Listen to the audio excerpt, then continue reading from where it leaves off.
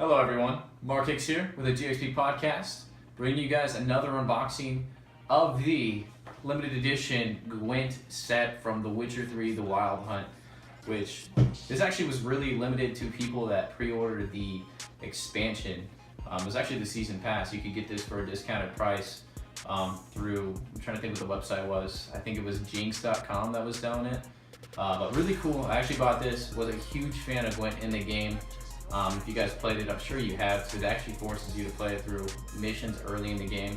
It's actually really addicting. It's really cool, and I want to give you guys a little peek that comes in, everything that comes inside. You get the Scoia'tael deck, and then you also get the Monsters deck, which two of honestly probably the coolest and most creative, I think, artistic cards in the game. So without further ado, let's get into the details that come inside this awesome box, which you pull off that cover, which cool thing about this cover, it's got, obviously your Witcher, but it's got, cool design, and on the back you got all your contents that come inside, and of course it advertised the hearts, still the expansion that just came out. Then you open it, you got, Geralt's awesome necklace, but without further ado, let's get inside. You open the box, you get expansion, gotta advertise it, why not, but you have your Gwent rulebook, which is pretty cool because you can literally play Gwent in person instead of playing in the game, which is really neat. And then let's get into it. You got your Scoia'tael deck, which comes with all your details of what the cards do. You have a scorecard, which I guess you can use to keep score of everything. And then of course all your detailed cards for the Scoia'tael, which are really cool. So you can kind of tell by the back of them, and then I'll show you guys close-ups of all these sweet cards, but really, really neat. I was super actually depressed because I didn't get to, on the Xbox, if you got the collector's edition, it came with one of the Gwent decks. I didn't pre-order the one because I got it on PC, so I didn't have the possibility of doing that. But this kind of gave you, a option to get a Gwent deck, and not just get one, you got two. The Monsters and the Scoia'tael, which are two of my favorite Gwent decks. But yeah, that's pretty much the context that come inside. You got your Monsters deck, you got your Scoia'tael deck, you got a scorecard, and then another cool thing is it comes with these little score count, just like you have in the game, where you can literally, sorry, they're popping out of place, but you can literally keep score during the game, which is really cool. So that's pretty much this. If you guys stay tuned, we're actually going to talk about the Hearts of Stone, the expansion pack that came out, and give you guys our quickie review on it, which is going to be really neat. So stay tuned, we'll be right there. All right, thank you guys so much for staying tuned in. So here we are, we're going to talk about the first expansion of The Witcher 3, The Hearts of Stone. Oliver's actually beaten it.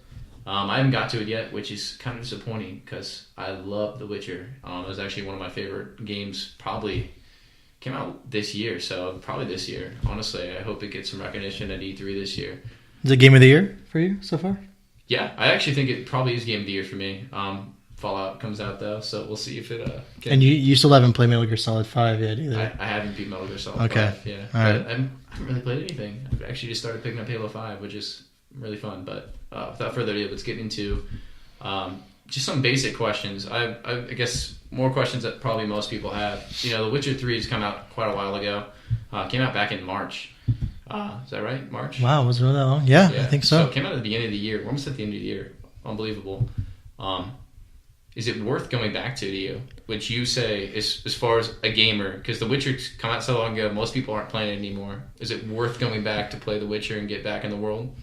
Yeah, so once I literally did everything you could possibly do in The Witcher. I didn't go back to New Game Plus because I was like, I'm not doing that all over again. I put a ton of hours. Yeah, it wasn't worth it to me. But I loved my time in The Witcher world.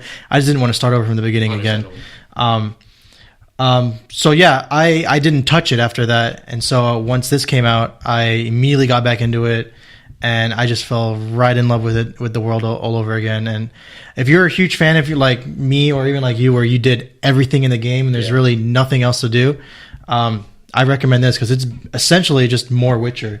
It's not drastically different from the main game. And, if you're someone that was casually into The Witcher, you're not missing out from the main story by not getting this one or just waiting on it. It's not a must buy, I would say, but I had a great experience with it. It's got a really good story, and if you're used to like how the quests go in the story, you're gonna enjoy your time.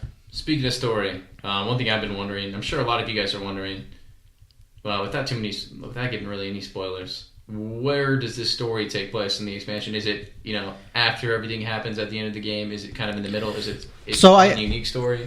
I don't know how well. I mean, this game, the way they blend everything together, I don't know if they keep track of it or not. But they mention things that happened after the fact of like the story. Okay. But maybe if you did it before you beat the game, maybe they just don't talk about it. Something, because this game does deal with a lot of real-time events, like choices you make affect the world around you. So you're thinking the story could potentially change. So maybe there's a part, like there's an important part where they ask you, it doesn't spoil anything, they ask you about Vesemir. I'm not going to say what happens to Vesemir, but they ask you about him, and he mentions, listen, I gotta tell you, this is what happened. It was like a past lover of Vesemir. It was funny. Interesting. Yeah, so they mention things that happen in the main game after the fact. So, but it's also, it can be its own self-contained thing. So they give you the option, because let's say if you did New Game Plus, but you just want to try out the new expansion, you can just go straight to Heart of Stone. They'll give you like just a Geralt, because you have to be level 30 to play this. Oh wow! Or if you did New Game Plus, you have to be level 60, which makes it really hard. I heard it wasn't as fun at level 60 as it is at level 30. Level 30, I had a good time with it. Yeah. But yeah, so they give you like a new Geralt if you hit the option to just click on Heart of Stone. Yeah. It just gives you basic gear that you have at that level, and you can just play right into it, and then that's it. You don't have to touch that. So you're save saying file. You don't need, like, you can just continue on from where you finished and jump right into it. If you're level 30, that's the only requirement. That's cool. That's awesome. Yeah. So, I mean, as far as gear goes in the game, is there like, I'm assuming there's a lot of this adds, but how many hours does this add to the game? Is this... I put in probably another 10 or 12 hours. That's excellent. So give you any extra world, or is it still within the same environments? Like, it's still in Velen. Okay.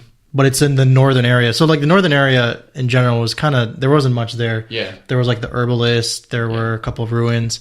But it's filled with like a ton of shit now. There's new towns, a lot of new characters that you can meet up there, a lot more higher level monsters up there. So they're all like level 30 at least or higher. So you can get messed up over there on your way to like the different towns. More Witcher contracts that come along with it, do you know? Yeah, so that's the cool thing. Again, how they seamlessly blend it into the main game.